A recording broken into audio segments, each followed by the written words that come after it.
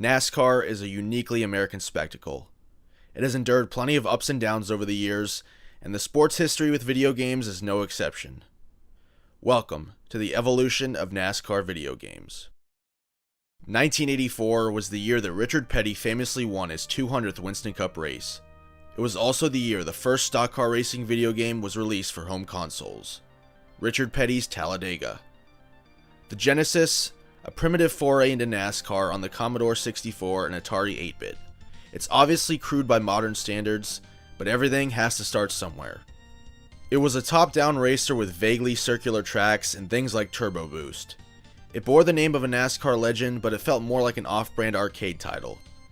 It was more akin to Namco's 1982 F1-inspired title Pole Position than anything that came after it. Still, it was the beginning of it all and set the stage for things to come. The next stock car game wouldn't come until 1990, when Days of Thunder was released on the PC, NES, and Game Boy, amongst others. As a tie-in with the Tom Cruise movie of the same name, it was far from a refined simulation, but a game that turned NASCAR into perfect console fodder in the coming decade. In 1991, Bill Elliott's NASCAR Challenge became the first to sport the NASCAR license, and a real driver, Bill Elliott. DOS, Amiga, Mac, NES, even Game Boy variants. Inside your helmet you got to choose between Pontiac, Ford, or Chevy, racing on real tracks and tracking season points. All very simplistic, but pioneering. Konami's game brought with it the nascent idea of simulation. Still primitive, but ambitious. Car setups, a real damage model, and the DOS and Amiga versions even included an instant replay mode. The next driver-branded game would be 1995's Kyle Petty's No Fear Racing for the SNES. Although far from a critical success, and one that lacked any true branding or licensing outside of Petty's likeness on the box, the game was notable for its track design feature, something that has never really taken off within later games. By 1993, Papyrus Design Group entered the race, and with them, a new era began. Dave Kamer and Papyrus were trailblazers in the field of sim racing. After first starting out with two IndyCar titles, 1989's Indianapolis 500 and 1993's IndyCar Racing, the team set to work on their maiden NASCAR title. NASCAR Racing by Papyrus in 1994 wasn't just a game, it was a simulation. Suddenly, players were having to adjust tire pressure, fuel loads, and gear ratios. It had more real physics, real tracks, and real risk to it. It was a commercial smash hit and received critical acclaim.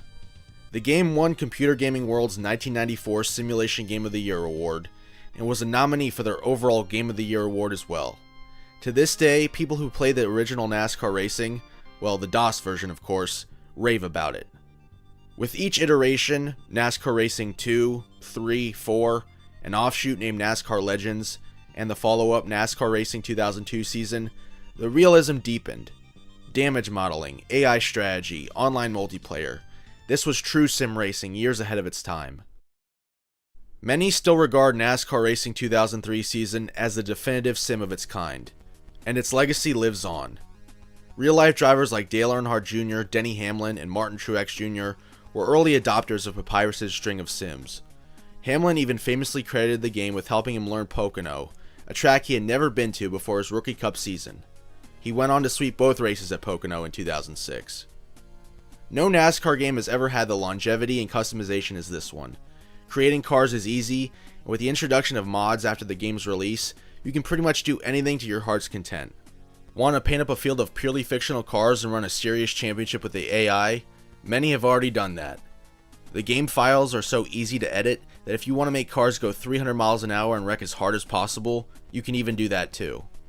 Many people still play it, and it remains the most important NASCAR title of all time. While Papyrus catered to the PC sim racing purists, console gaming called for something more accessible. Enter EA Sports. With the release of NASCAR 98, EA brought the sport to a wider audience. Less simulation, but more spectacle. The presentation, driver intros, replays, commentary, it was all unmatched. As the real-life sport grew in viewership and popularity around the turn of the millennium, publishers like EA Sports invested more time in capturing the NASCAR fan market. EA's NASCAR series really took off with the jump to the PlayStation 2 and Xbox generation of consoles. NASCAR Thunder became EA's crown jewel. A deep career mode, great game modes, a sense of driver identity. It was the Madden of motorsport. By 2005, EA had shifted gears, introducing Chase for the Cup and an even deeper career mode. Players can now rise through the ranks from the modified series all the way to the NASCAR Cup Series. 4 NASCAR series in one game was practically unheard of, except one game had done it before. EA was not the only company making console NASCAR games around this time. They had a real competitor. Monster Games and Hasbro Interactive released NASCAR Heat in 2000 and followed it up with NASCAR Heat 2002 the following year. But the crowning achievement in their short-lived partnership was 2002's Dirt to Daytona. In career mode, you worked your way up from the weekly racing series, into modifieds, then the truck series, and finally into Cup. The game still receives plaudits today for an in-depth career mode, good driving physics, and fun extras like the Beat the Heat challenges and the unlockable settings. The only thing that knocks the game down a bit is that it was short on licensing real-life drivers. Only about 27 real Cup drivers are in the game, and that number is even less in the truck series. It doesn't take away from the gameplay at all, but it is noticeable. In any case, EA had real competition from Monster Games Heat series, as well as in the PC market from Papyrus. Until they didn't. Just 1 year before EA negotiated an exclusivity contract with the NFL that left Madden the only licensed football game on the market, they had done the same for NASCAR. Monster Games would be left to make generic racing titles, and Papyrus would shut their doors soon after. But neither group would be gone forever. The Papyrus group reformed under the first banner, which was later renamed to iRacing, a subscription-based simulation that has grown since its first release in 2008. Over the years, iRacing has grown from an experimental sim to one that has dominated the market. Today, you can drive almost any type of circuit race car you want. A lot of the code from NR 2003 was brought over, and even in 2025, you can still get a bit of that NR 2003 feeling within iRacing. The good news was, iRacing did not have to wait long for the NASCAR license to become available again. EA was riding high following their new deal with NASCAR, but predictably, innovation waned. Annual releases became iterative.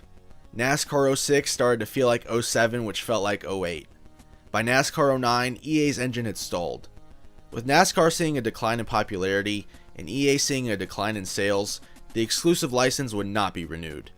Although already in development, there would be no NASCAR 10. EA's final NASCAR release would be the arcade kart racer called, well, NASCAR Kart Racing, which was a Wii exclusive from 2009. For a time, NASCAR games went silent. The license was now open, and some of the big stars, and Daytona, appeared in Gran Turismo 5 in 2010. But the responsibility of making a standalone NASCAR title passed to Technics, who delivered NASCAR the Game 2011 in 2010. It promised much, but the execution, rough. Bugs, lackluster AI, and the haunting stare of a broken damage model. Follow-ups improved the formula. The second game in the series' Inside Line was a solid effort, but it never reached the heights of EA's golden years. NASCAR as a game series was back, but it was coasting. Then came the return of NASCAR Heat. An old friend returned, Monster Games with their subsidiary 704 Games. A new engine, a real return to consoles. The first game, NASCAR Heat Evolution, was bare bones and wasn't received well, but you could feel the Dirt to Daytona DNA buried in the game. There was hope. Following entries in the series improved upon things. From Heat 2 onwards, the Xfinity series and Truck series made a triumphant return. The career mode grew, sponsorships, upgrades, rivalries. Heat 4 and 5 found an audience, despite some stagnation over time. When the developer of the new Heat series, 704 Games, was bought out by Motorsport Games, the series was left in limbo. The next NASCAR game was promised to be built from the ground up, but that really wasn't the case. Based off R-Factor 2's physics model, NASCAR 21 Ignition promised a revolution. Unreal engine, stunning visuals, an overhauled tire and physics model. But under the hood, it was a total mess. Missing features, unplayable bugs. Fans were not pleased to say the least. Today, many return to the old reliables. iRacing, NR 2003, the torchbearers of the sim racing genre. For a console rush, many play the early 2000s EA titles or Dirt to Daytona through emulators, bringing childhood classics into the 4K generation. In January 2022, iRacing bought out Monster Games. iRacing had their eyes set on moving into the console space. And in October 2023, it was announced that Motorsport Games had sold their NASCAR license to iRacing, a welcome move by most people. iRacing and Monster Games would be in charge of creating NASCAR 25. The game releases October 14th, and optimism is sky high for a strong effort. NASCAR has lacked a strong, accessible console entry for some time. We'll have to see if NASCAR 25 is any different and worth all the hype. In some ways, everything has come full circle. Papyrus, in their current iteration as iRacing, now has to spearhead the genre like they did back in the early 1990s. The story of NASCAR video games mirrors the sport itself, rising in the early 90s, peaking in the 2000s, and seeing a slow downward trend over time with multiple attempts to reverse course. As unlikely as it might be, we can only hope we might see the dawn of the next golden age of NASCAR gaming. Thank you for watching, and I hope to see you in the next video.